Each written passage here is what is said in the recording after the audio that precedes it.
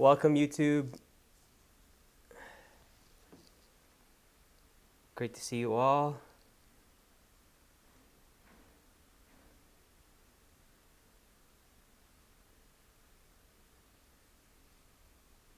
Time to go live on Insta.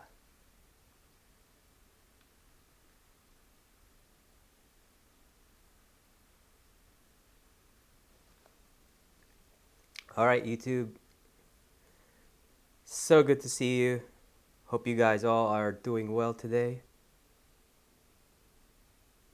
Live right now.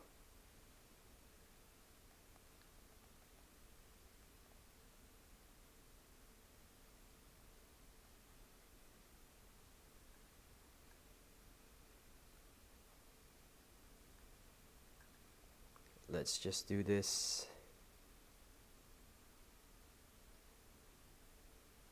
To photograph a little bit more lower, probably, I don't know, a stop or sometimes two stops below, and you still get like really sharp photos. So that's a good thing. I mean, I'm excited about that because like what I mentioned, lenses that don't have IS, you can now go lower in your shutter, and then combined with the lenses that already have IS, I don't know how's that gonna work. I mean, one if they're both working or one just overrides the other, we still have to see like how it works. But if especially for people that use primes or just the 2470, I mean, I love that lens for when I'm second shooting. I use that a lot and pretty much stays in the camera all day. But that doesn't have IS, so if so if I have an R5 and then that has in-body camera stabilization, that's really gonna help. And the 135, it's a beautiful portrait lens. But once you get indoors, low light, and you have to lower your shutter, I mean, here's one thing you gotta know: the longer your focal length, also, the more susceptible you are to micro camera shakes. If you ever noticed that, if you're on a wide lens, you're it it's you have a little bit more leeway. But let's say you have a 70-200 and you zoom all the way to 200, every very like little movement that you get on your camera, you'll see it like things just shakes, like even with very little movement. So I think it's in a focal length of like 70 and up. It's more so people that are, if you're shooting like, if you have those monstrous lenses that are like 500 millimeters, like the people use those like monopods on it and just try to be steady with it, because the longer the focal length, the more susceptible is to micro shake. So if you have IS, so at the 135, my point is, I guess just like go off on a tangent. My point is the 135. So if you have the in-camera body stabilization, that's really gonna help you get sharper photos. And you could use it like in churches, dark churches, because I mean, you'll have more confidence using it, because you could go maybe, I don't know, maybe 80 a second, uh, and then it's definitely gonna help that, you know with the camera sharpness.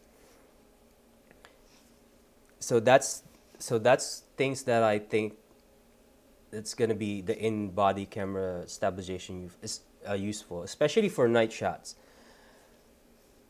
Especially like night shots when you're like dragging the shutter.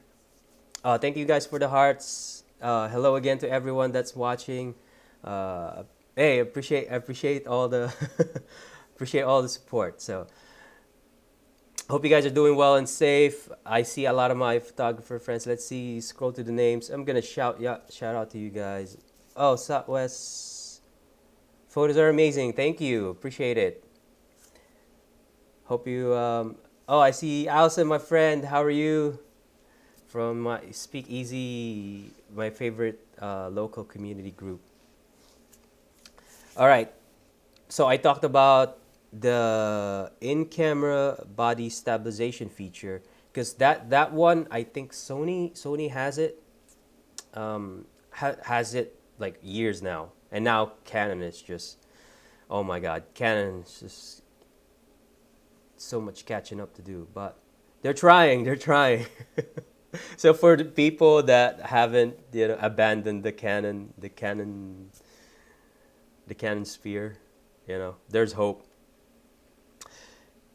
Okay, I'm gonna move on to the next one. The dual card slots, one CF Express and one SD UHS dash two. So for you guys that's not familiar, should have brought one. So it's a great thing that it's two dual card slots, but the cards that you're gonna use on it is not the regular cards that we've been using in the Mark III and in the Mark IV. CF Express is a different kind of CF card. It's not the regular CF. It's not the regular CF card. That means we gotta buy a whole new set of CF Express cards. I don't know which brand. I gotta probably check B&H, you know. But the CF, so I mean, for you guys that photograph weddings, you know that you need a bunch, and especially that you're a busy studio shoots multiple weddings in a year. You need a stacked load of like memory cards. You can't just buy like a set or two and just keep using that, because part of having redundancy, you try to keep those cards, the whatever you shot with the event, on there until you deliver everything, just so you have that backup, the original file source. I mean, that's what I do. You guys should. I mean, that's just a practice suggestion that you guys probably have if you haven't considered. So with what's gonna happen with the old cards, that's gonna suck. But un- unless you keep your if you have a Mark IV, you keep that as your second camera, and then if you have the Mark V, and then keep that as your main camera. But I mean, they finally made it, because when I had the EOS R, there's people that have adopted and used it for live events, weddings. If you're shooting portraits, yeah, doesn't matter. But and they were backing up to like a cloud kind of thing, that you could set it up that every time you take a photo, it'll create a copy that you could store either in your phone or in the cloud somewhere. But that's not really feasible, and I bet that'd slow the camera down just because of the buffer that it has to create that file, generate that file, and send it like wirelessly. And the caveat is, if you do that, you have to keep your phone close to you within the connection range at all times. So if your phone, let's say you put it in the car and then you just like unloaded your equipment and then it lost connection, then you would have to reconnect. And that's like something you don't even want to bother with, like on a wedding day where things are moving fast and you're just, you know. All right, I've been talking. Let me take a sip of coffee. Just hello to everyone that just joined and YouTube. Excuse me. I'm just trying to talk to both cameras. So the dual card slots, and then the one SD UHS2. So the difference with that and the regular SD card, it has on the back of it, if you look on the back of a UHS2, it has like an indentation kind of thing. It's different, like another set of contact points than just a regular, the old style, I guess the standard SD card is just flat, and then the contact points are in the end. If you look at a UHS-2, it has it has another set, like an indentation, another set in the back. So I'm curious to know, to see, or I guess find out later, if if the regular SD cards are compatible or they won't work at all, but because it requires the UHS-2. So that's another thing. So you gotta buy another set of SD cards, which is, what they always do when they introduce a new product. Okay. Oh, I think I figured it out. Part of my laptop was showing through the YouTube stream.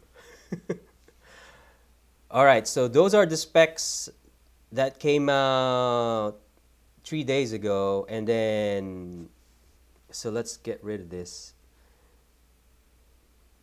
And then on you, so if you guys are watching me on YouTube, here we go. So, oh, how do you scroll? I guess you can't scroll.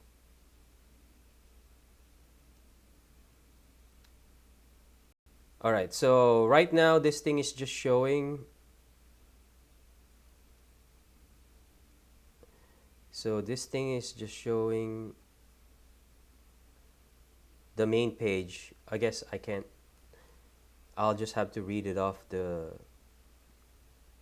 screen, different screen. That's just all right. The beauty of live TV, of live stream. All right, let's see. So on YouTube, I'm just showing that website, but you have to scroll down to look at the. Whoops, it's now crooked.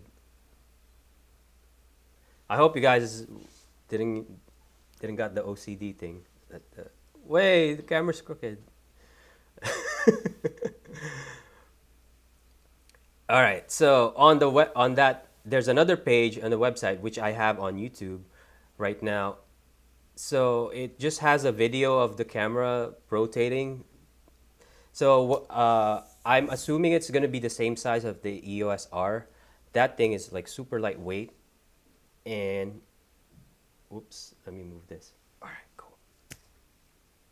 Yeah, the form factor, which is if if if you guys have the Mark IV or something, and then you have the lenses and flash attached, that thing is like at least like more than, I don't know, like a 20-pound thing that you're just like carrying all day.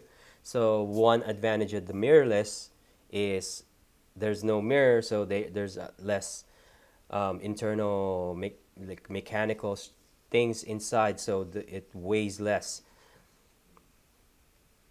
So the form factor is definitely uh, significantly lower, and the load for that, because we walk around all day as wedding photographers and then carry all that gear. Eventually, over time, it takes a toll on our like shoulders, on like backs, or however, especially people that wear straps. I don't wear a strap. I wear like a spider belt that the the cameras the camera's weight is in the hips. Let's just see how I'm looking at, like in OBS. Whoops, say. All right, let's move that. Since I'm not able to scroll down this thing anyway, which kind of sucks. But I'm looking at it. So image sensor. So it says it's gonna have a new digit processor. I guess the image quality is gonna improve, and high speed shooting. So here they release more specs. So new sensor, that's a good thing.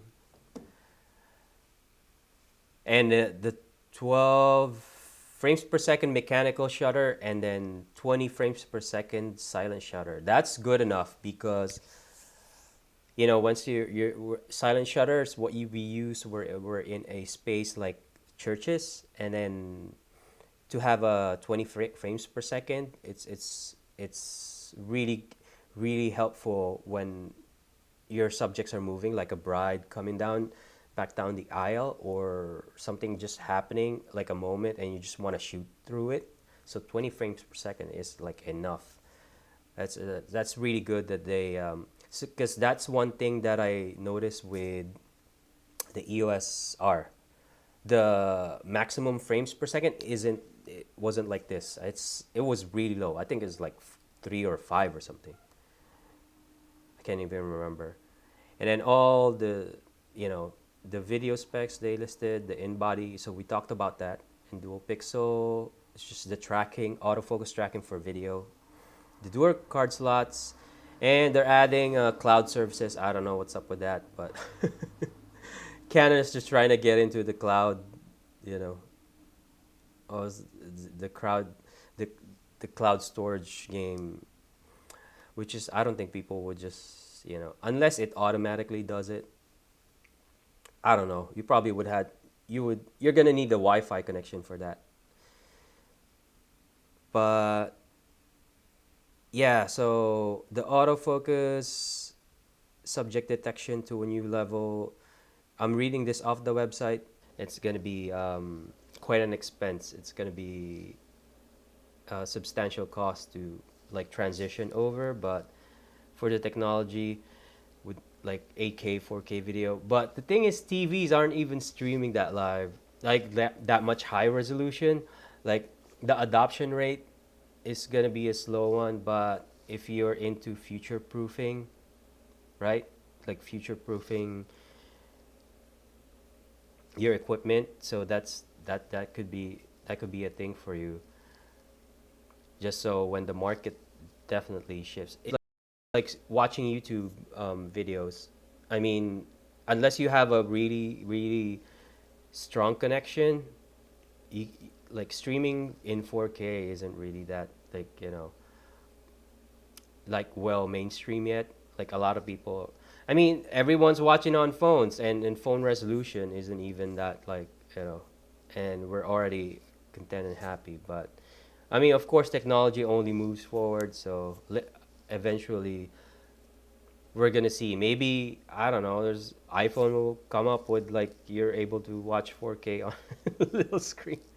What the heck? I mean, even um, the phone, like the mobile carriers. I don't know when they come out with the 5G network. Probably it'll let you stream higher resolution videos because that's kind of like the restriction right now.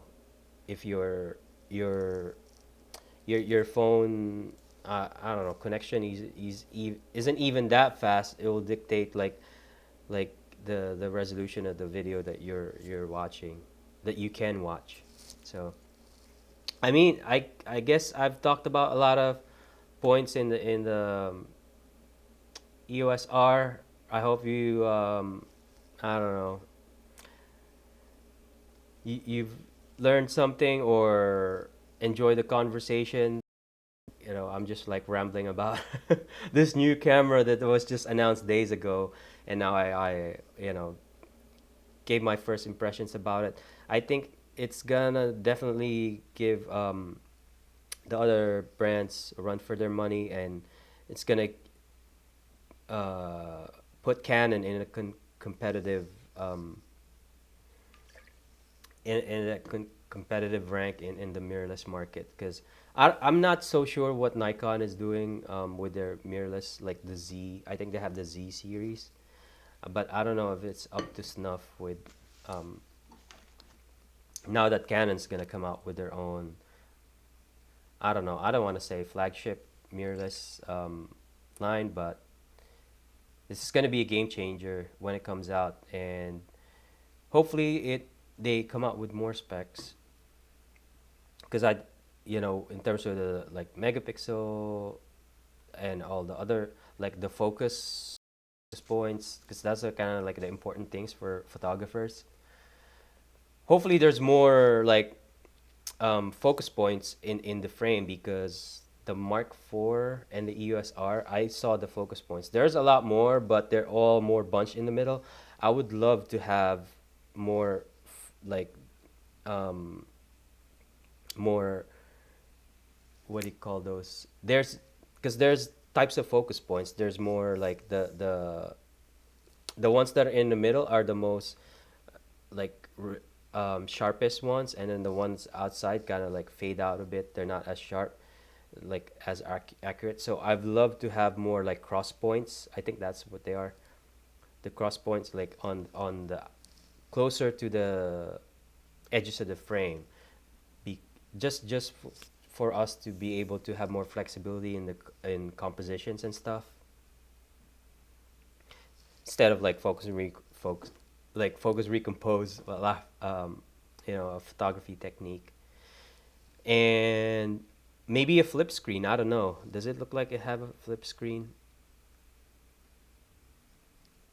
Yeah, it does. It does have the articulating screen, so, which is like so good.